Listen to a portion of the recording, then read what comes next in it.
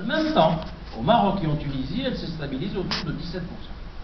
Le Maroc, qui ne crie pas « je vais faire une politique d'industrialisation », ni même la Tunisie, ils ont à peu près un secteur industriel qui représente à peu près 17%. L'Algérie, qui a engagé des sommes absolument colossales, elle est à peine 7%. Alors, les dépendances de toute nature, dépendances externes bien sûr, alors les chantiers d'infrastructure, il reste encore combien de temps? Hein? Une minute.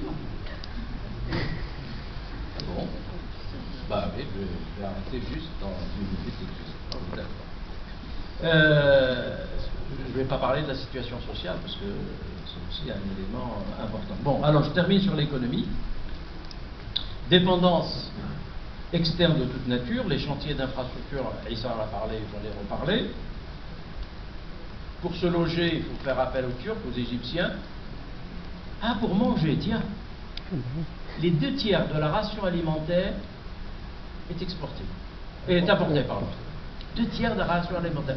Est-ce que vous savez que 1 hectare sur 5, je l'ai lu, c'est un chercheur français qui a donné cette information, 1 hectare sur 5 cultivé en France sert à l'Algérie, les destinations de l'Algérie.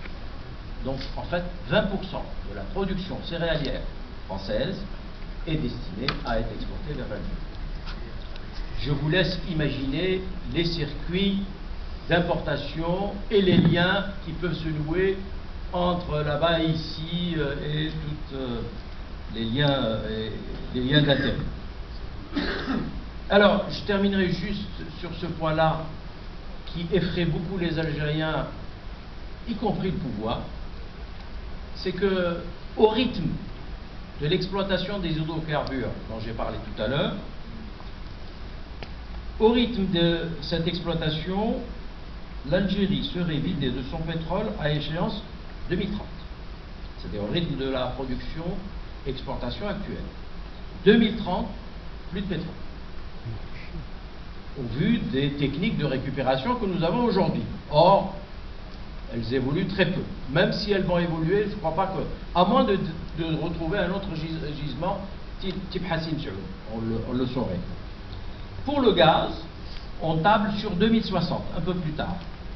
Sauf que, pour le gaz, il y a un phénomène, celui de l'exportation du gaz, mais il y a aussi celui de la consommation interne qui est absolument faramineuse, avec une surexploitation, une surconsommation. Et alors c'est ça qui a poussé, ou qui pousse le pouvoir algérien à donner son feu vert, il n'y a pas très longtemps, à quoi? À l'exploitation de gaz de schiste. En France, c'est interdit. C'est un débat. Or, on sait que l'exploitation du gaz de schiste aujourd'hui, les risques environnementaux signalés par différents experts sont absolument colossaux. Et l'Algérie, à ma connaissance, ne détient absolument aucune espèce de technique en matière d'exploitation de ces gaz de schiste. Donc on va faire appel sûrement à des Américains. Et quand on sait ce qui est en train de se passer sur le territoire américain, en termes environnementaux, c'est absolument effrayant. Voilà, donc, mais j'ai toute une partie sur les crises et les mutations sociales. Je pourrais reprendre ça dans le débat après.